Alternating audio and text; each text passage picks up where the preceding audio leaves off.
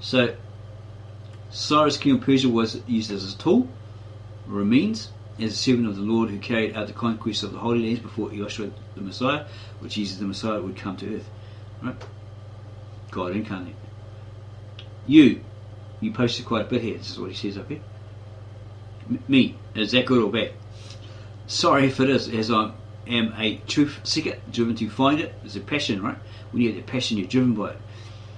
And you are an expert. This guy here, he's an expert with 2 doctorates. So I'm asking you things, not the garage ones with a mere certificate from high school lessons in the Aramaic, etc.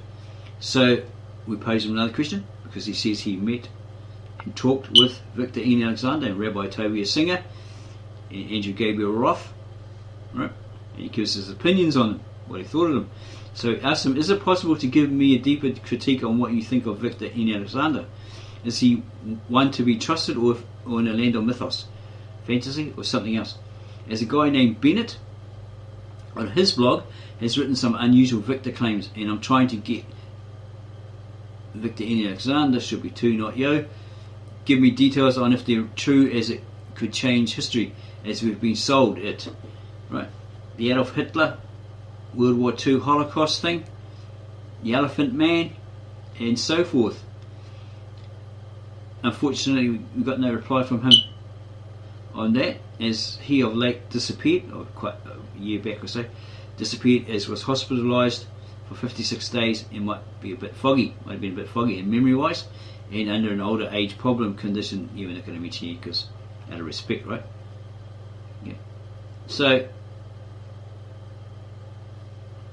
we are replying to his statement, each book of the Bible is separate and may have been written in different languages, Hebrew, Aramaic and Greek. So asking, would that be the original, ancient, very old Aramaic, say the Lishana Artika, we always spell it wrong, Cypriot, Tav Esheret, and the original, ancient, very old Tav Ivri, or the original, ancient, very old Hebrew, the sister language of the Esheret, and the classical or Koine Greek or Attica Greek. And here's our reply to, you posted quite a bit here, sorry, I'm a fan of your works. Yeah, okay. So he replies, my advice is to forget about the claims concerning Victor and study the Peshitta. It would be good to study Aramaic so you can interpret the Peshitta text yourself. I have YouTube videos on this channel that may help with some general study topics. An example is the word Mashiach in Hebrew, or Mashiach. I've been told in comments it's nothing to do with the Mashiach, the Messiah, okay, by a practicing Jew. It appears throughout the Bible and applies to the high priest, kings, and even Cyrus and Isaiah. No, it doesn't. It doesn't apply. So this is where they go wrong. They make these claims, even though this guy's an expert, right? We gave him the verse, right? Here, he's not the Messiah. He's not the Mashiach, or is the anointed one. It's talking about the Messiah is, right? Cyrus is not the Messiah. It is the Messiah who speaks through his prophecy. So that's why we say to people out there, be careful. This guy, yeah, he's got his doctorates, all that sort of stuff, but they could be completely off whack, right? Off track, okay? Which we've just verified there through showing him what Victor Alexander actually put, right? We translated Isaiah 45:1. Okay? The idea of the Messiah is a Jewish construct. Well, it can't be if the Jew came through our comments and said, no, this Messiah has nothing to do with the Moshiach. Right? M-O-S-I-A-C-H. The idea of the Messiah is a Jewish construct adapted by Christianity. Yeah, okay, it would be adapted by Christianity, right? Because they've taken a lot of root things from Judaism, right? And constructed it into Christianity. And the idea of Christ. There are numerous Messiahs mentioned throughout the Bible, and those really familiar with Hebrew and Aramaic know this. Yeah, David was called a Christ, right, because he was anointed by Saul, but Christ was Jesus the Messiah, Yeshua the Messiah was Messiah, his Messiah, or Mashiach. He was anointed by God, not by some man with oil. Okay, so you have to know Hebrew and Aramaic to know that, right? That's what he's saying. His work goes beyond religious views and examines what the texts really do say. yeah, according to his modernized Syriac and Hebrew. It's not the original ancient, very old Lashana Artika Cypriot, the language of God, the old sacred scribal old tongue or language. So there's a difference. That's the difference between Victor N. Alexander's translation and his. He's using the modern Syriac, right? In the Hebrew, okay. It's not the original. Considering an accurate translation of the text, these notes 45:1 were retained. The Lord reference is to Yoshua, the Missick, and the Father. Okay, yeah, we put here. Anointed Soros is not the Messiah. It is the Messiah who speaks through this prophecy. Absolutely incorrect in his opinion. That's his opinion, and an example of inserting later Christian ideas into ancient pre-Christian texts. For more information on this, so he puts this academia edu. Okay, this is modern man's understanding of it, right?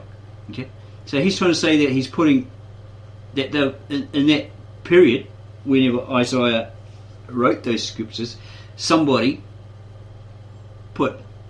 inserted later Christian ideas into an ancient pre-Christian text. Okay, where's the proof of that? Where's the evidence of that? Okay, so that's why we again say be very, very careful, because this guy, even though, out of respect, he's got 2 doctorates, Aramaic and Hebrew, modern Syriac and Hebrew, right? Be careful, right? Because he's not a fluent speaker, right? A natural speaker, right? He's not born from the East. As he says, he's a Gentile. Throughout this video, he says he's a Gentile. He hasn't lived under that culture, okay?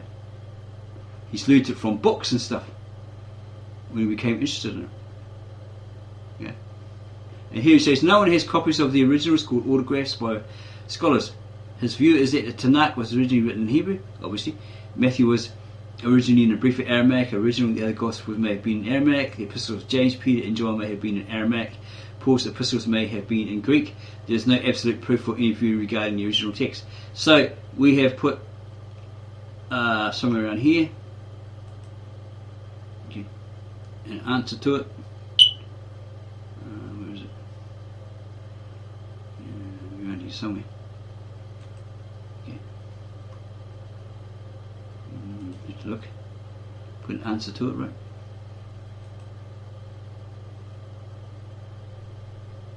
Okay, this is to that person that had a comment, maybe a practicing Jew. Okay, that I take him as his word, because I said, he says probably never complete his works. So I says, how about teaching me your Aramaic? He says, it's probably too hard for you in Western mindset, right? Just trust my translation because they're accurate. So that's what I do, right? That's what we've done. We've taken him at his word, tried to catch him out over the years, but we've failed, right? Many different ways. We like asking questions, 100 questions, to the point where you get so hacked off. You say, oh geez, you're annoying. We know that because that's what family members say to us. Take him at his word. We take him at his word. As he said, he was determined to leave out his personal bias, prejudice, and urged to twist it and leave out adding his own flavour to the text in English, as it was important to him to get the real apostolic message out there into the world, right? To his American friends, etc. And we found him to be a man of his word, so I respected him. I spent a year emailing him to catch him out as a liar or a nasty guy. He never once retorted me. We had a few chuckles because I find all the weirdest Aramaic things online. Okay? So you have to be really careful with these experts. Okay? This is our other channel name. Okay? And he says he uses the actual Aramaic in his lessons to others, right?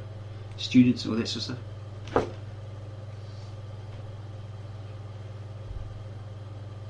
So let's have a little listen, because he did say that he came across Victor N. Alexander. He says he's in his own world, okay, doing his own thing. Rabbi Toby, a singer. He found that he couldn't get his head around this Peshitta, Aramaic Peshitta, and he has a dislike of the NT Gospels. So have a look at all these comments here. And he says, oh, you have been exposed to a lot of superficial and even misleading information. Okay. There are many churches that use Aramaic. Syriac is merely the Greek name, you don't understand that, for Lishana Aramaic. Okay. Aramaic, we know it as Lishana Artika. That is spoken in many near eastern areas. The Chaldean church and Assyrian church is split. You know that. Okay.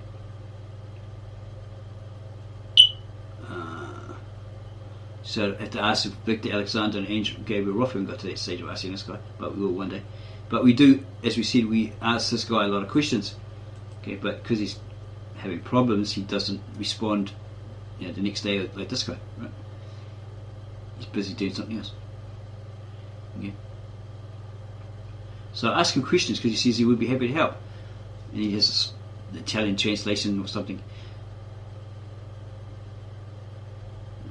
No, he doesn't actually. Okay.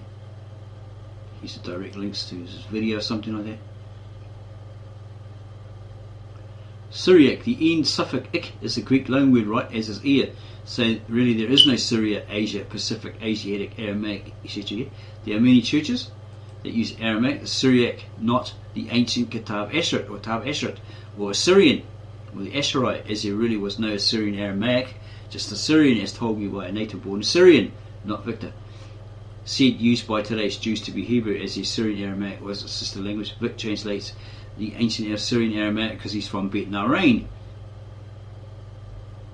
So in some, the original Assyrian Apostolic Orthodox Church of the Eastern Patriarchs are liars because of the different comments that he's given us. What's this here? Okay, he puts a restriction.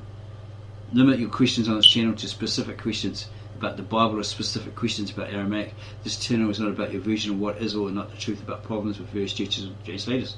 Okay, I was just telling him about the Hebrew Israelites who came at me and said God was black, Jesus was black, everything is black, and they make up names like Yahu, Wahi, Wahi, Wushi, Wushi, Wushi, this sort of stuff, Wadi, Wadi, for the names of God. And he got a bit iffy there, uppity there, and then he actually calmed down and answered, right? Okay, that there's no such word, no such a name in the Hebrew, having two doctorates, right, for that Yahu, Wadi, Wadi, or Wushi, Wushi that we heard a woman Nepal on the House of Consciousness utter. Alright, so she was lying through her teeth.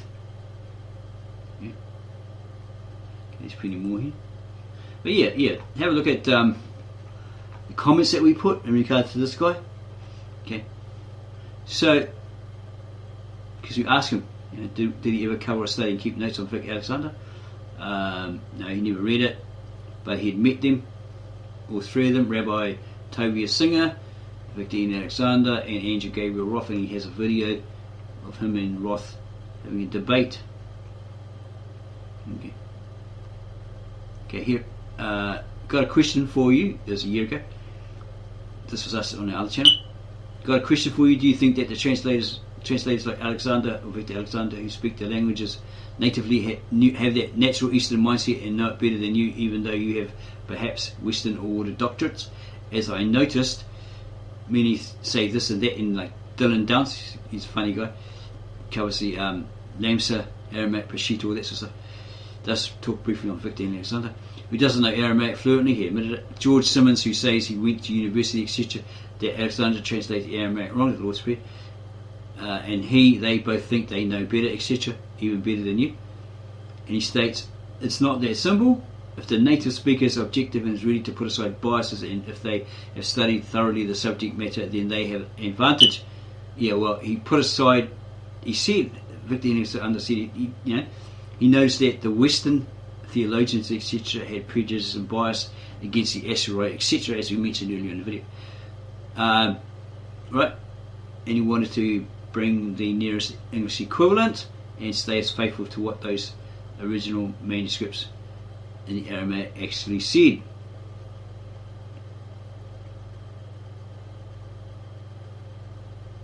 Okay, so yeah. And even Andrew Gabriel Roth says that.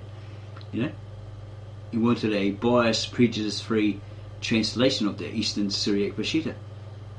He goes on about doctorates. He doesn't really care about that. He's focused on enjoying it, right? About Christ. Yeah. He does mention that he met Rabbi Toby Singer and Andrew Gabriel Roth, done a debate with him, and so forth. Okay, so we're going to listen to this guy for a little bit, because he rabbled on about us a bit too long. Jim D. Fransisco again, presentation on Bible study from a Semitic perspective. We started on this in our first video in this series, where we spoke about the Aramaic language. And I want to go back and review the chart that says Principles of Holy Scripture Study. It's a chart by John Gresham, and it shows the world of the text. And I emphasize text a lot. I know that some of you are in different religious faiths. Some may be Jewish, some may be Christian. Many of you are probably Christian, various denominations. And some of you may be Islamic or even in other faiths. And frankly, for the purpose of this study, to me, it doesn't matter what faith you're in. I want to look at the text, not the creeds, not the doctrines, not the church practices, not what's happened to the text by the church over the years, or how the oral Torah has influenced the written Torah, or any of that. Yeah, well, that's basically what we're doing at the Ministry of the Real Truth. Okay, we try to avoid all that sort of fluff, but people come at us with, you haven't got the original Hebrew Lashon Hakadosh, or it's not for you, not of the right race and colour, not Hebrew Israelite, all this sort of crap, right? So we try to avoid that as well. So we might jump a bit here. It's not really relative. Let's look at the written text. So as we do that, we see that there's a world within the text, and that is the actual literary context itself. What is this text about? And that gets into things like genre. Is this text law, like Torah, or Reta in Aramaic? Or is this text poetry? Or is it parable? Or is it symbol? We're going to jump again. It's to going his to book that he's really... written. Yeah, so this idioms, we remember him saying probably in this video or another one, that if you don't know the idioms, the Aramaic idioms, then you don't know them, you don't understand them and what they mean, because they're Eastern mindset expression, right, put across to potential readers. If you don't know them or understand them, then you don't know the Bible as well as you think you do, or you claim you do, or even boast that you do, right? Okay? And we put a comment down here somewhere asking him that, and he said, yeah, that's right, he said that, and that's true, right? Okay? So we try to back up our claims, our information, by providing links to the sources, okay? And as you said later on in this video, in his comments to him, well, we see you as an expert, so, we're trying to learn from you, because you've got the 2 doctorates or whatever. We don't want to learn from some 2-bit peddler on the side of the road, right? Okay? He seems to have these adamant swings now and again, right? But then he mellows out. Yeah, so we respect the guy because he's earned his stripes. But yeah, as you said, be careful, because it looks like he's making some errors there in his claims. Okay, so we're going to jump and listen to this.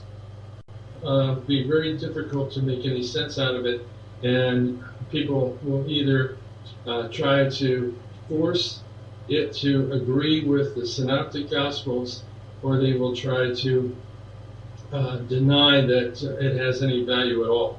I run into that many times. I ran into it just this week with a Jewish rabbi who took the story of the woman in adultery and just tore it apart.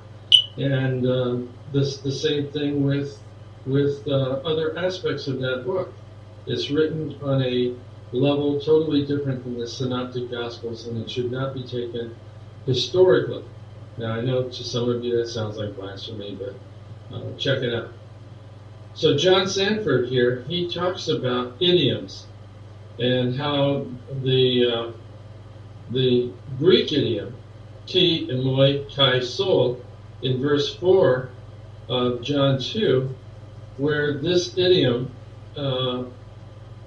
means, what have I to do with thee, in the King James translation, that's the way it's translated, or why turn to me?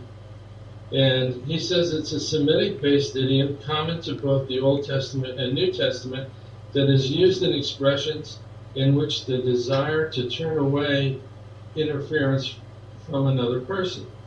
So the Jerusalem Bible also assures us that in verse 12, the reference to brothers does not refer to blood brothers of Jesus, but to the inner circle of the first disciples.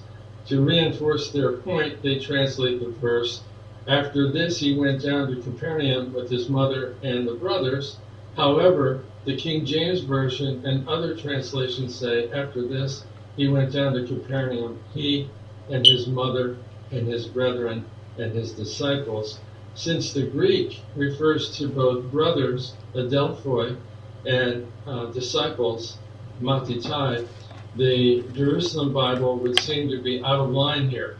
One suspects that the translators of the Jerusalem Bible may be trying to protect the Roman Catholic idea that Mary was a virgin all her life.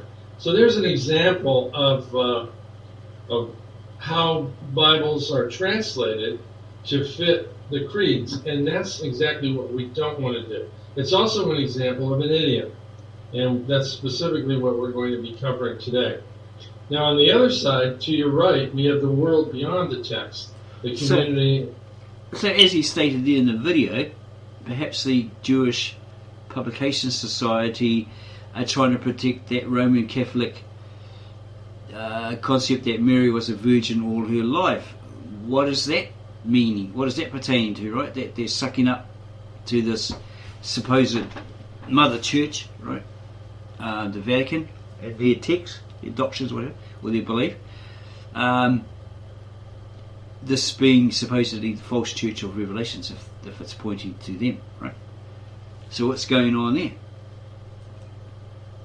Of interpretation, the canonical context, the ecclesial context, and the liturgical context. How is the text used in liturgy? For example, do you really believe that when we have this Last Supper scene where Jesus is sharing bread and wine with his disciples, that he had in that setting a Eucharistic communion service? If you do, then you're looking at it from a liturgical context that pulls something into the text. If you're Messianic or Jewish, you might look at that as a Seder, as a Passover scene. But if you look at it carefully, you'll see that in the text itself, you will find neither. It is not a Seder scene, nor is it a Eucharistic celebration that's liturgical. Not in the text. You have to...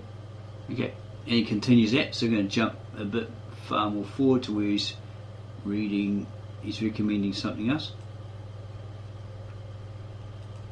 That has to do with idioms, and we'll be going into idioms and metaphors here shortly. I'm going to point out a couple of things that I believe will help you tremendously in your study. One is to get good research materials. And I would strongly recommend that you get this book by my teacher, Dr. Rocco Errico, and he covers the 7 keys. The 7 keys Rocco Errico. These are the basis of the first 7 principles that I use in my 10 principles of Bible study from a Semitic perspective. Today we're going to be going into chapter 2, which is the second key, or the idioms. There's also some other books relative to the idioms. One is Idioms in the Bible, and this is by Dr. George Lamza. He covers many idioms, and when I first read this, I probably reacted in a similar fashion to how some of you are going to react.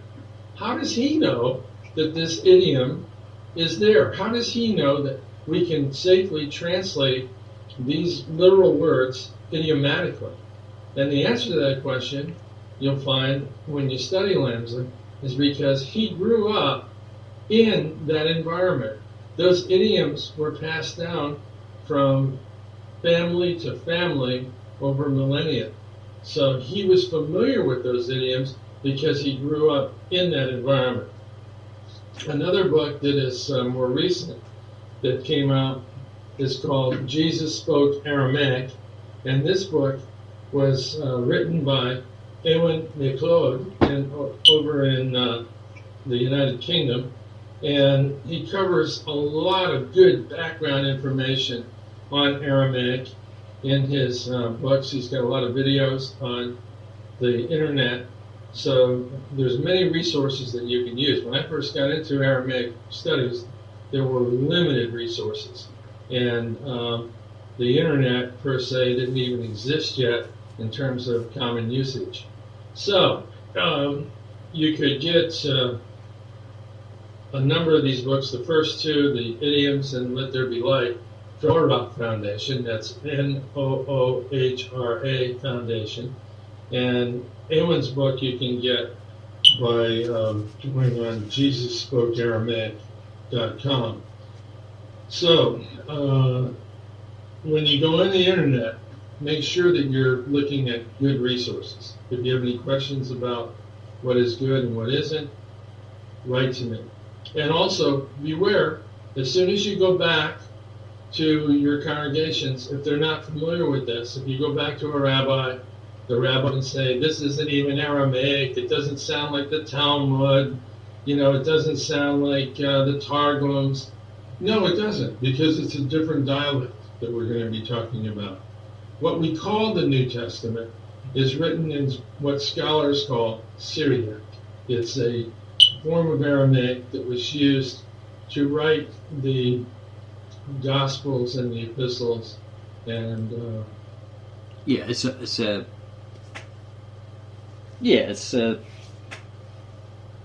different language, right? That they'll use the Syriac. Yeah, but as we possibly pointed out in other videos or earlier in this video, that Victor N. Alexander was translating. He decided to translate the supposed original, ancient, very old Syriac, Eastern Syriac Peshitta into English for his American friends, etc. And he just finished the New Testament apparently. He had translated Matthew, Mark, Luke, something like that. And he met this high priest from the Church of the East. Okay? To see what he's doing. And he says, I'm translating using the Syriac Peshitta. So the priest went away, came back, he says, what are you doing now? He says, I just finished Matthew, Mark, Luke, or John, something like that. And working on Luke, something like that. And his, according to his website, right? Statements. And the high priest said, what do you do that for? He says, well, blah, blah, blah. And he says, no, because the Syriac is actually wrong. Something like it was translated from the Greek into the Syriac or the Aramaic or something like that, whatever. Right? So he says it was actually wrong. And he says when originally it was all written in the Asherit. So he goes, oh my gosh, I've just had to start all over again. I might not, because he's quite an elderly gentleman, may pass or whatever. And he was sick at the time and all this stuff, not well. He may not complete it. So I piped up through an email and says, well, okay, where's the comment? Okay, teach me your Aramaic, oh wise one, and I'll continue work for you. But he says, it's very hard for a person with a Western mindset to actually learn that language, what he was translating. So trust his translation because it's accurate. So, okay, take him at his word. But we kept emailing him, dropping him, try to drop him in it, see if he was lying, all that sort of stuff, try to catch him up. But we never did. This was like about a year or so. Trying to do that right through emails. Hundreds of emails, sending him hundreds of emails. And he never got offended. Like, said, stop sending me, stop asking me so many questions. He was very patient, very kind, Yeah, so we go to respect the guy and like the guy, right? Yeah, because his translation cleared up a lot of the confusions you get from your Americanized Bible versions, your churches, all that sort of stuff. From these people saying, oh, it's this, it's that, this is what it means, this is what it says, all that sort of stuff, right? Totally confusing you, baffling you, or trying to win you over, try to convert you by convincing you, right? Get your confidence so that then they can get the money out of you, all that sort of stuff, right? Or whatever, you know, all these different tricks they pull out of the bag and stuff, because we've experienced that. We base everything on our experience, right? Yeah, mainly on our experience that we've had with these so-called church Christians, right? They come around and all that sort of stuff. And a friend of ours was the one who pulled the first tricks, so that's where we started to realise over the years what the hell's going on, you know. Okay, so yeah, this is this guy, right? Okay. Yeah, I'd be pretty careful. Let's have a look again. All the books that we call the New Testament. Alright, now I want to read, before we get into the idioms in detail, I want to read from Jesus Spoke Aramaic. He wrote, and I'm looking at page 60, he says, prior to the 1880s, the time of Westcott and Hort, the major New Testament scholars. Yeah, they're the ones that supposedly did the translation of the Jehovah's Witness New World Translation, and they published it, whatever, and apparently they got a lot of flack from everybody out there in the world saying, oh, they're Freemasons, they're Satan, all this sort of stuff. Okay. The following facts were universally accepted in the West about Aramaic in the Aramaic New Testament. Number one, it was accepted that Aramaic was the commonly spoken language in Israel by Jews in the 1st century AD, and therefore Aramaic was the language normally spoken by Jesus, the disciples, and Jews in general. Next, since it was accepted that Jesus and the disciples spoke Aramaic, as did Jews generally in the 1st century AD, it was understood that the Aramaic New Testament must therefore be as close as possible to get to the original words spoken by Jesus himself, and as close as possible to the original autographs of Scripture. It's very important. Highly contested, but very important. Next, it was universally believed that the Aramaic New Testament dated to as early as the 1st or 2nd centuries AD, and was therefore just as old as the earliest Greek manuscript fragments. Now, there's a lot in that paragraph. Number one, the Aramaic texts are old as the Greek. Secondly, the Aramaic text is complete. You have almost the entire New Testament except for 5 books, which I mentioned in my last video. So that's very important, because the Greek texts are fragmented and they're not in agreement with each other, whereas the Aramaic is intact and it is in agreement. Next, it was understood that the Aramaic New Testament was essentially free from all the myriad of variations that are found in manuscripts of the Greek New Testament. Okay, so it does cover this extensively, but we're going back to when he made this comment about Victor and Alexander. Okay, trying to find it here. Okay, yeah, here. My advice is to us is to forget about the claims concerning Victor Alexander and study the Peshitta. Okay, so we have is it here? No, this is a video or something. We're not looking at that. Where is it? AramaicScriptures.com. We have a link bookmark to this by Andrew Gabriel Roth, who says, "Welcome to the Holy Aramaic Scriptures. This website features the Holy Aramaic Scriptures preserved in the ancient Eastern Aramaic text of the New Testament in manuscripts such as the Ionian Codex, Caboras Codex, which is pictured here. It's an original. The 1199 Horton Codex and the Mangana 148 Codex for you to read, study, etc., etc. A rendering of the holy biblical text in a fresh, accurate, and literal English translation. Okay. And here's the Syriac font, and he uses Syriac words, and he puts the English here. So if you want to learn the language, it'll be easy for you, right? So he's saying, Tebutha, grace be with you, and Shalama, peace from Allah, Abun, God, our Father, and from Maran Ishu Mashika, our Lord Jesus, the Anointed One. And he's all the books here. And he goes into some information on the text, and that the Aramaic text used to translate here at the AramaicScriptures.com is from Eastern Aramaic manuscripts, such as the Kabbalah manuscript pictured above. Okay.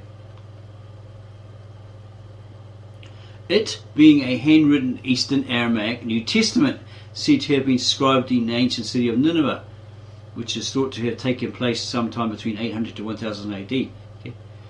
But this Dr. James de Franciscus is saying there's no complete one, right, according to his statement here.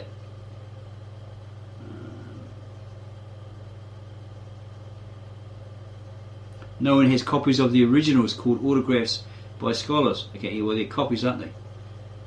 Copies made, say, in the 2nd century AD to the 3rd, the 4th, the 5th, right? Okay.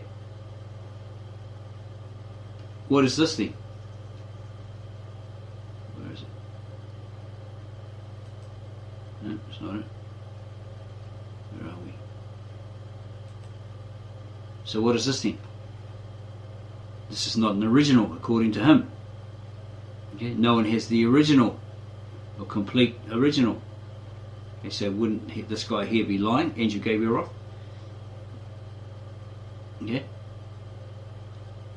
The Aramaic text used to translate here at the AramaicScriptures.com is from Eastern Aramaic manuscripts, such as the Kabbalah manuscript, pictured above, it being a handwritten Eastern Aramaic New Testament said to have been scribed in the ancient city of Nineveh, and which is thought to have taken place sometime between 800 to 1000 AD, and said to have been officially certified by a bishop of the Holy Apostolic Catholic Church of the East as being a faithful copy. Okay, it's a copy.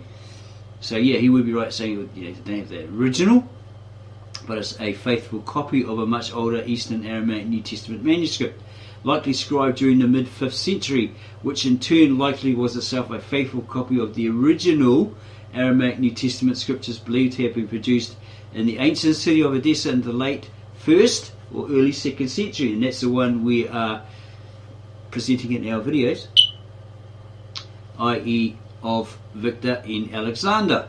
Okay. A number of Eastern Peshitta manuscripts have been examined for this translation, as well as the etc., etc., housed in the British Museum. The manuscript consulted for the actual translation, are various 5th to 6th century manuscripts, like the Goodspeed MS716 manuscripts, number 17 and number 54, from St. Catherine's Monastery. Remember Passion of the Christ, where Mary dropped the hanky that she used to wipe her son's brow, right? That's from the St. Catherine's Dolorous Passion. Okay, because Mel Gibson and Jim Caviezel, they are Orthodox Roman Catholics. They had to get permission from the Pope and Billy Graham, right, who's very friendly. He made a remark to the Pope one time about the Jews, right, and he got smacked over that and apologised. Okay. St. Catherine's Monastery, 7th century manuscripts like the Ionian Codex, 8th to 9th century manuscripts like the Paris Syriac 342 and so forth. Okay. Mangana Codex, which is known as the Textus Receptus of the Eastern Aramaic New Testament. These all were carefully compared when a scribal mistake in one of the manuscripts was made, while making certain that all the original Eastern readings were present in this English translation as preserved by the Holy Apostolic Catholic Church of the East since the time of the Apostles. So yes, sometimes they are prone to making mistakes, and it's discovered, yeah, or revealed. It should be pointed out that the Aramaic language is an older sister language of the Hebrew. Okay, it's a derivative, right? It's one of those languages. Okay.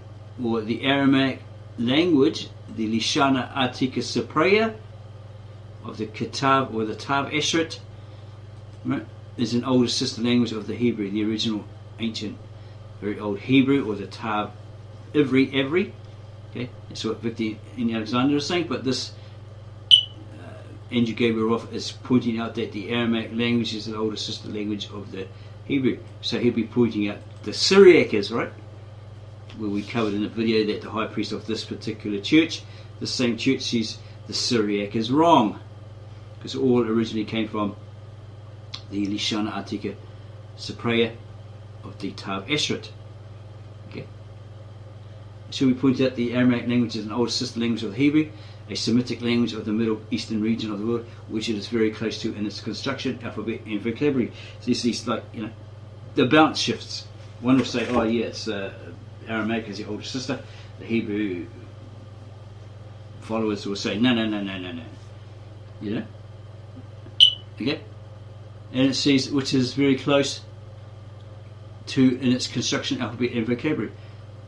So, us doing our personal research will say no to that, because if it's the original, ancient, very old language, Aramaic language, right, the Lishana Atika Cypriot of the Tav Eshret, right, sister language of that original, ancient, very old Tav Ivri, or the original, ancient, very old Hebrew,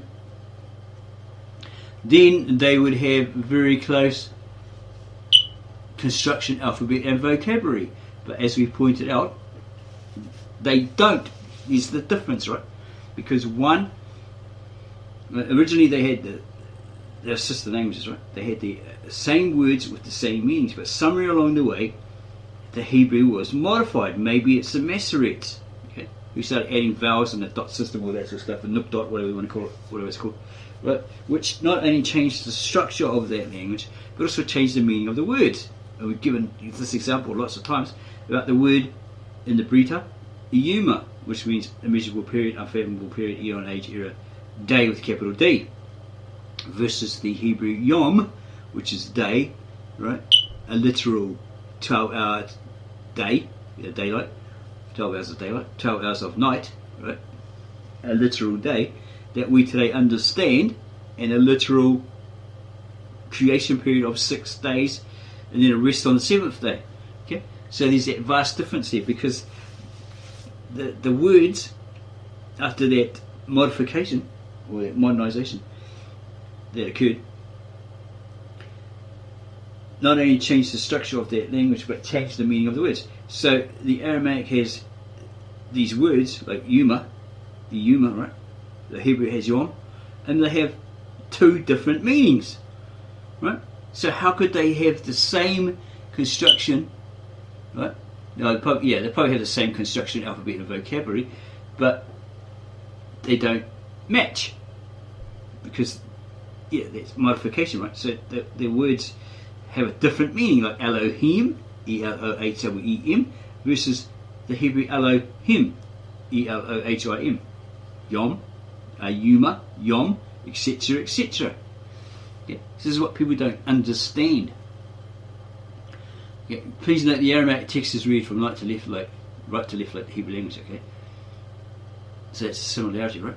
Interactive text. The English translation presented here on AramaicsCryptures.com can be verified in its reading when you click on the study tool, etc., etc., or you can examine the actual text itself to make sure all is as it should be in this translation. The study tool, hosted by Doctorates, will also allow you to look at each and every word in a number of Aramaic English dictionaries and lexicons where you can analyse each word for yourself in detail and thus learn more of the languages as you study.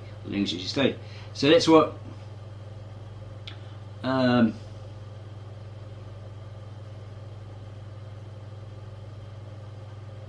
this is what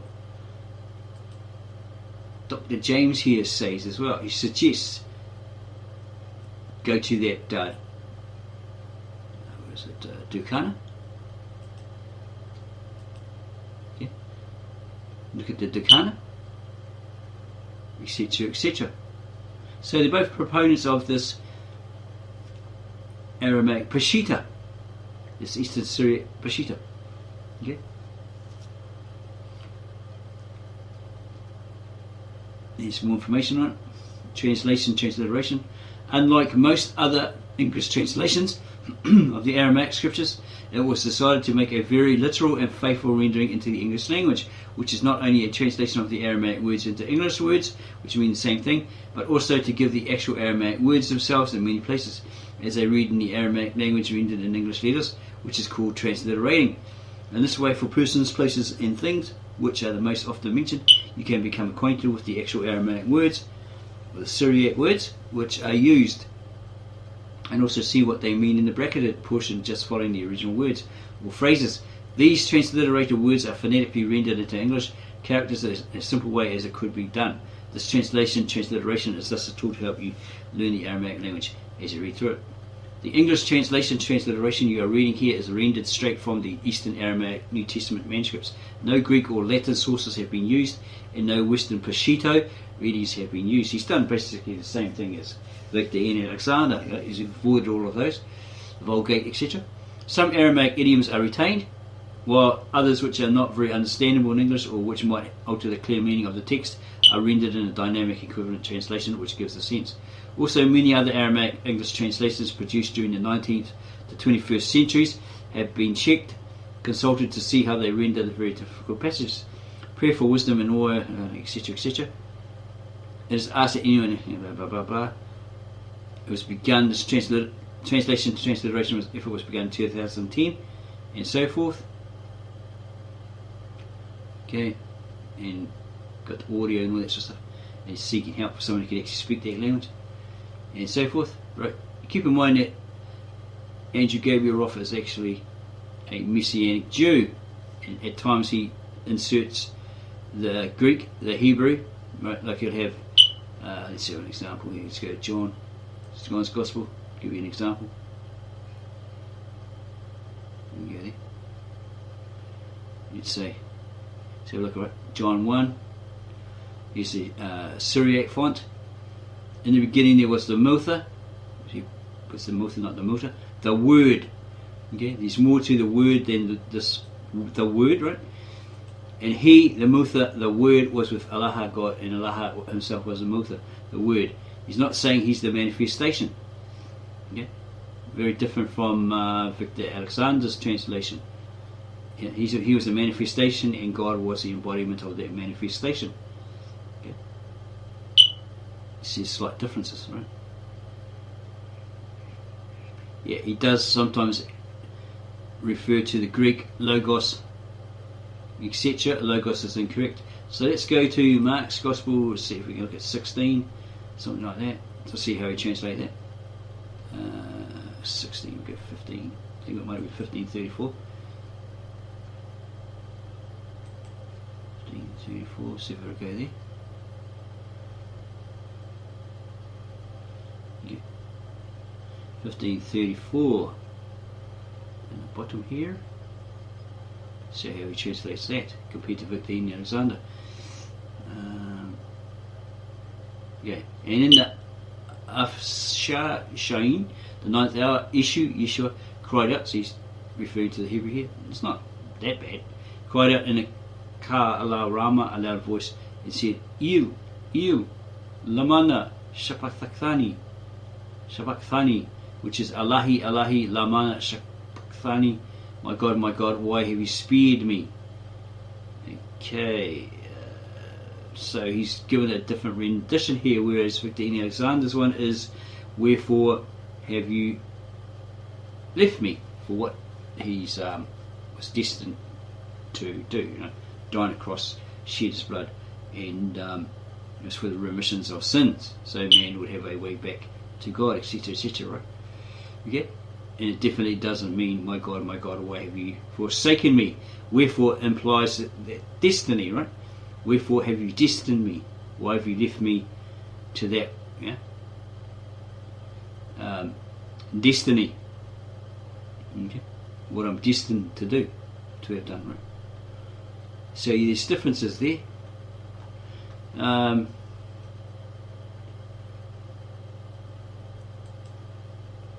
going back to this website, there was eventually, go back to home, there was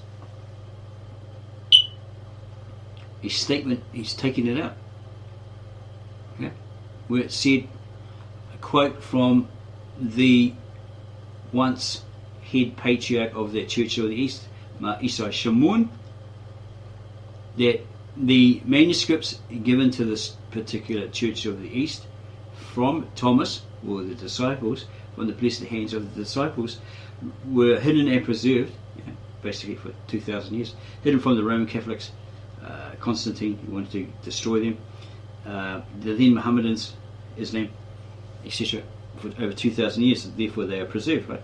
And they remained intact. They were never messed with. And we found further, probably through Stephen Missick or something like that, Dr. Stephen Missick, that they had no need to translate it into any other foreign language, right, or mess with it, right? All they did was read from their liturgy to their people in their mass or their church, who also spoke that language, understood that language. Okay? So it wasn't until Victor Alexander came along and he decided to translate it, and then he found, to his shock, that a lot of people that had previously tried to translate this Peshitta, etc., had botched it and messed it up.